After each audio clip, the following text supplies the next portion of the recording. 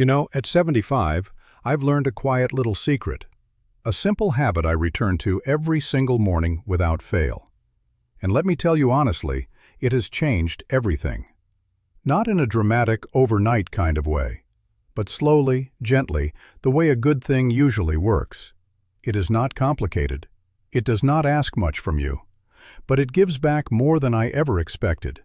More calm, more gratitude, more of that quiet joy that used to feel so hard to find. And today, I want to share it with you. Now, we all know mornings can be heavy as we get older. The body reminds you of every year you have lived. The mind sometimes wakes up already carrying yesterday's weight. And the day ahead can feel long before it has even begun. But here is something I have come to believe with my whole heart. Happiness after 60 does not arrive in grand moments. It does not come wrapped in big events or perfect circumstances. It lives in the small, quiet things we choose to do each morning before the world gets loud. And that is exactly where this habit lives. A while back, I was sitting with a woman from my community. Lovely person. Sharp eyes, soft voice. She looked at me for a long moment and said, "You seem so settled, so at peace with yourself. How do you manage that?" I smiled because I had been waiting for someone to ask. I told her, "I have a small morning practice, nothing fancy, just something I do before the day begins." She leaned forward like I was about to hand her something precious. And maybe I was, because this one quiet habit has walked with me through aches that do not go away, through losses that left permanent spaces, through mornings so lonely they felt like they might not end, and it is still here, still working, still bringing light into ordinary days. So let me tell you exactly what it is. Section 1. The habit itself. When I wake up, I do not reach for my phone. I do not start listing everything that needs to be done. I do not immediately catalog what hurts. Instead, I pause, just for a moment. I let myself arrive into the day slowly, the way you ease into a warm room after the cold. I take one breath, deliberate, full, and I say something to myself quietly, just one short phrase. Sometimes it is, "I am grateful for this breath." Sometimes it is, "Today I still have something to give." Sometimes on the harder mornings it is simply, "I am here. That is enough." Then I look outward, away from my thoughts, away from my body, away from the mental list that is already forming. Maybe it is the morning light coming through the curtains.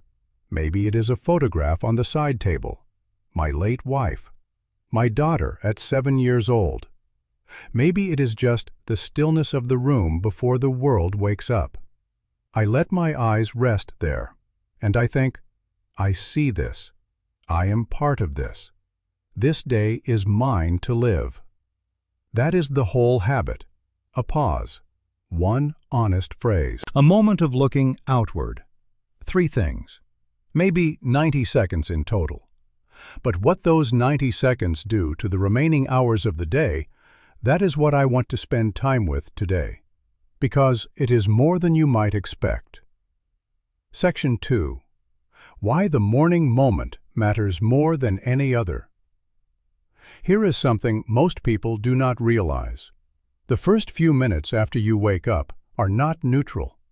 Your brain in those early moments is in a uniquely open, impressionable state.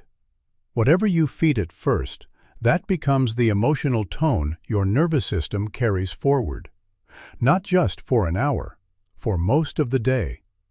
If the first thing you do is reach for your phone and absorb bad news, your body quietly shifts into a low-level state of alert.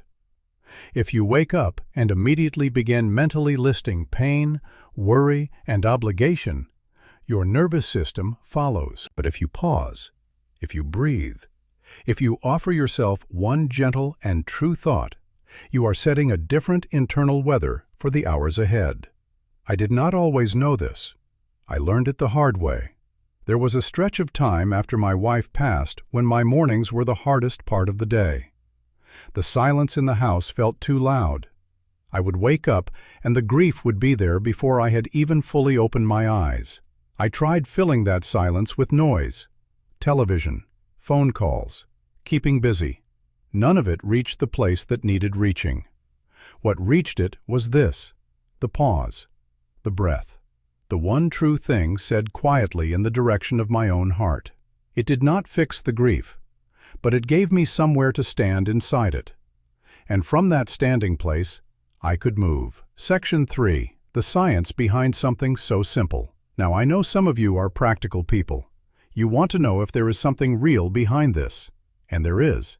Research on gratitude practices in older adults consistently shows measurable changes, not just in mood, but in physical markers. Blood pressure, sleep quality, inflammatory responses in the body. A study from the Greater Good Science Center at Berkeley found that older adults who practiced brief daily gratitude exercises reported significantly lower levels of depression and higher levels of life satisfaction within just 8 weeks. 8 weeks. That is 2 months of 90-second mornings. And here is the part that surprised me when I first read it. Nearly 93% of older adults in the United States are living with at least one chronic condition. 80% are living with 2 or more. And yet, consistently, research finds that older adults report higher levels of happiness and emotional well-being than younger age groups, higher than people in their 30s and 40s who have fewer physical limitations and more energy. Why? Researchers call it the positivity effect. As we age, the brain naturally begins to shift its attention toward meaningful, emotionally rewarding experiences rather than threat and conflict. But that shift does not happen automatically. It happens more fully, more reliably, when we practice it. When we build small daily habits that point our attention in the direction of presence, gratitude, and connection. This morning habit is exactly that. It is not decoration. It is biological. It is neurological. It is real. Section 4. The mornings when it is hardest. I want to be honest with you about something. There are mornings when I do not feel like doing this. Mornings when the pain is louder than usual. When loneliness sits heavy. When I wake up already feeling behind or sad or simply flat. Those mornings, the habit feels almost impossible, like saying something kind into an empty room. I do it anyway. Not because I feel it in those moments, but because I know the feeling comes after, not before. This is the thing nobody tells you about gentle daily habits. You do not have to believe in them every morning. You just have to show up for them. The way you water a plant, even on the days you forget to notice it. The water still reaches the roots. The growth still happens quietly, underneath, where you cannot see it yet. Over time, I have noticed something. The mornings when I most resist the pause are almost always the mornings I need it most. The resistance itself has become a signal. When everything in me wants to skip it and just reach for distraction, that is when I hold still the longest. Section 5. How to make this yours. You do not have to copy my exact words. That is not the point. The point is the structure, the 3 parts: the pause, the phrase, the outward look. Your phrase might sound different from mine. It might be something from your faith, something a person you loved used to say to you. Something as simple as, "One more day, thank you." Whatever is true for you, whatever lands in your chest with a little weight, that is the right phrase. It does not need to be poetic, it needs to be honest. The outward look matters too. We spend so much of our interior life turned inward, cataloging what hurts, what we regret, what we are afraid of. The outward look is a deliberate interruption of that. It is a reminder that there is a world outside the body, outside the worry, outside the private narrative running in your head. Something is still out there. Light, color, a face you love, the sound of birds you have heard 1,000 times and somehow still find beautiful. Rest your eyes there, just for a moment. Let yourself belong to something larger than your own difficulty. And then begin your day. Closing. At 75, I have lived enough to know that the big moments are not where life actually happens.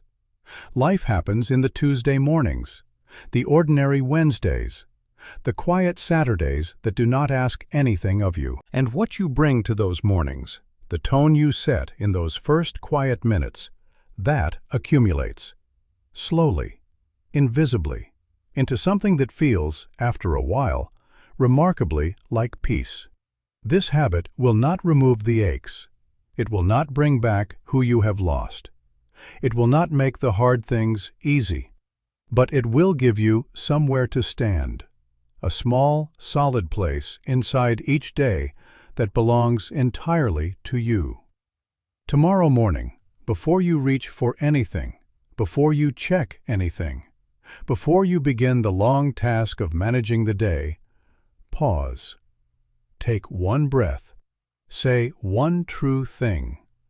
Look outward at something that reminds you you are still here, still part of this world, still a man with a morning worth beginning. That is the habit. That is the secret. And it has been the quietest, most faithful gift of my 75 years. If this gave you something today, something to try tomorrow morning, I would love to know. Tell me in the comments what phrase you would choose for yourself. I read every single one. And if you know someone who could use a little more light in their mornings, share this with them. Subscribe to join our community here, where we talk honestly about living well, living gently, and finding joy in these years that deserve so much more than we give them credit for. Take care of yourself, and may tomorrow morning bring you a quiet kind of peace.